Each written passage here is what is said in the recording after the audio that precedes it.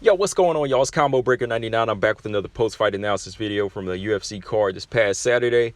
All right, y'all. Gina Mazany versus Rachael Ostovich. Gina Mazany, shout out to Gina, man. She made her flyweight debut this past Saturday, and she came in, made a statement to earn a spot back in the UFC with a third-round stoppage of Rachael Ostovich.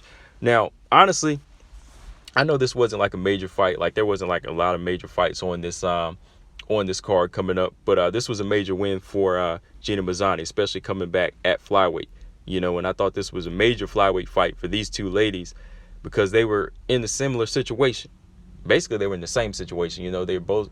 Well, Gina Mazany's been cut before, but this was her first fight back in the UFC, and Rachael Ostovich, she was suspended back in June. And I remember before that, they talked about cutting her. So, yeah, she was definitely in a must-win situation, too. So, being in this must-win territory, and being on that chopping block, I feel like both fighters, they really had to amp it up in this one. And they couldn't just come in here and plod for a little, stinker decision or, just go in there, jab and move and look for a safe, cautious decision type win. Because I still think that Dana would cut whoever it was who put on a boring fight.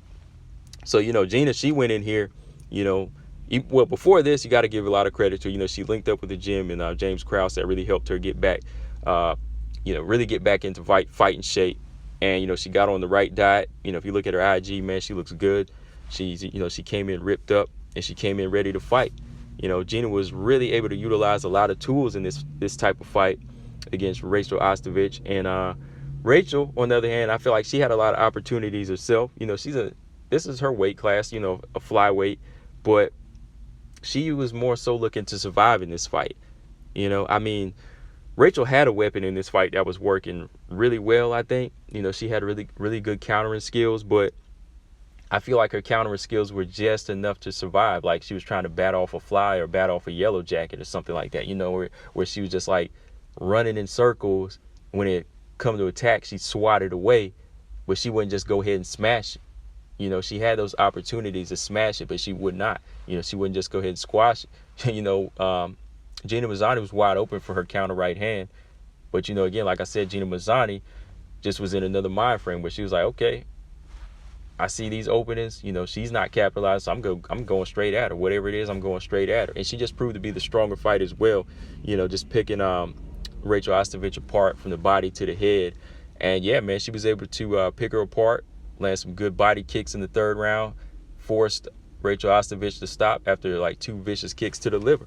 But real quick, man, just going back and looking at the first round, like I said, Gina Mazany, she came in here looking fresh, ripped up, and strong. She was putting that pressure on Rachael, sticking that left hand in the face of Rachael. And Rachael had, had some good openings in there where she landed like a good head kick and a few good body kicks, but it wasn't phasing Gina. Gina was coming straight at her.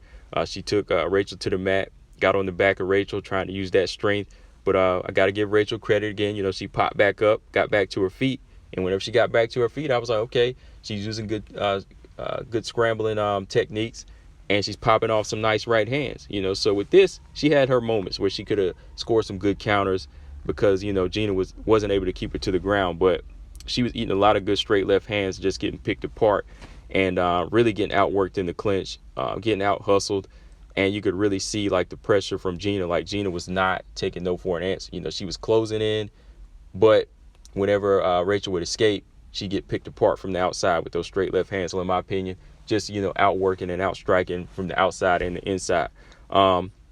Second round, Gina really not respecting the punches of Rachael. She ate a few shots, got right back into the clinch, takedown right away, worked in some ground and pound, which I thought there was about to be a stoppage here. But, Gina went into that like side.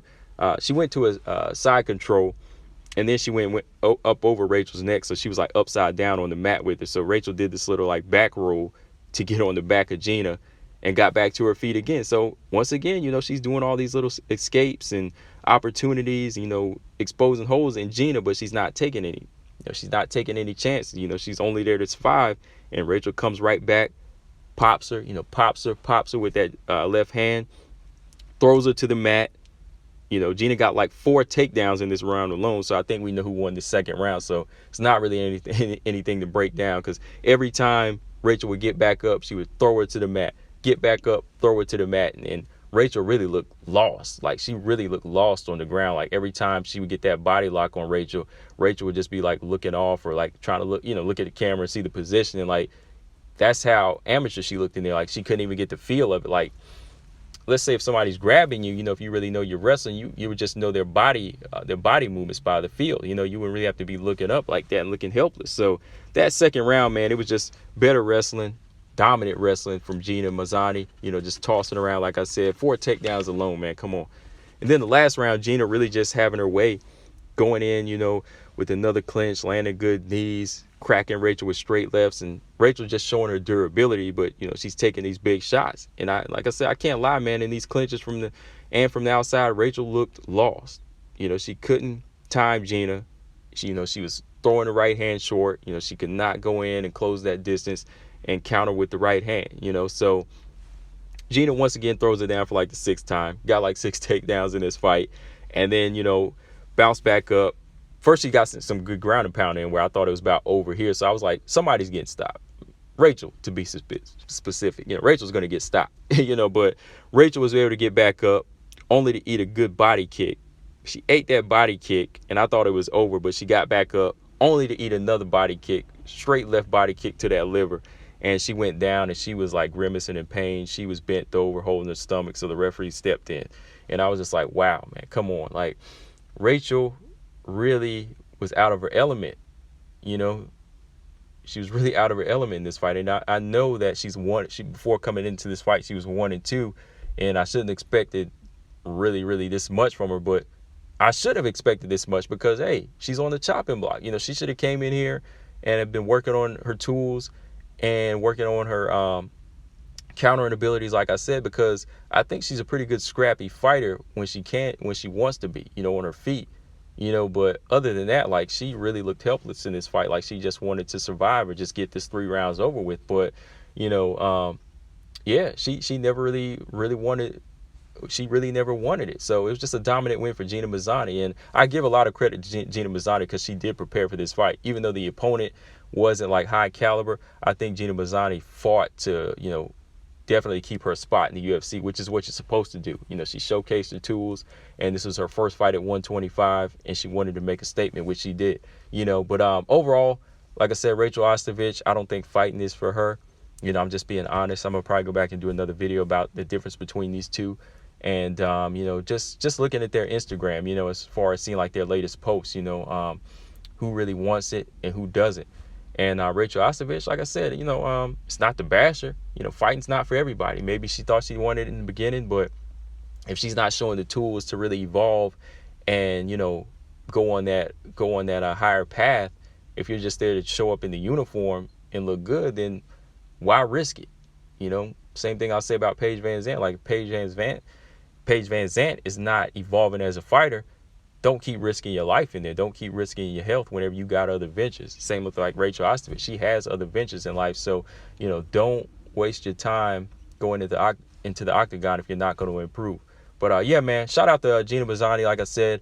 But from here, I think it's really going to be tough in the flyweight division. I like to see her in there with maybe another few unranked opponents to really see if she can blow them out, and then put her in maybe there with the top 15 opponent. And we'll see if she can really handle 125 and, these strict weight cuts for her. Because, I mean, she looked good. She looked good. She made weight. But, you never know how it could be in the long run for her. But for Gina Mazany, let me see, maybe fighting Poliana Buteo. That would be a good fight for her. And then eventually get in there with a fighter like Montana De La Rosa or so on, if Montana can beat Taylor Santos this week. But yeah, man, that's all I got, guys. Make sure y'all subscribe. Let me know what y'all think from here. Like, do you like Gina Mazany's chances at flyweight? And what's up with Rachael Ostovich from here? Should she be cut? I think she should, in my opinion. No knock to her, no bash.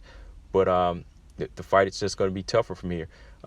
Or do you think she should just hang it up altogether? Combo Breaker 99. I'm out. Subscribe. Peace.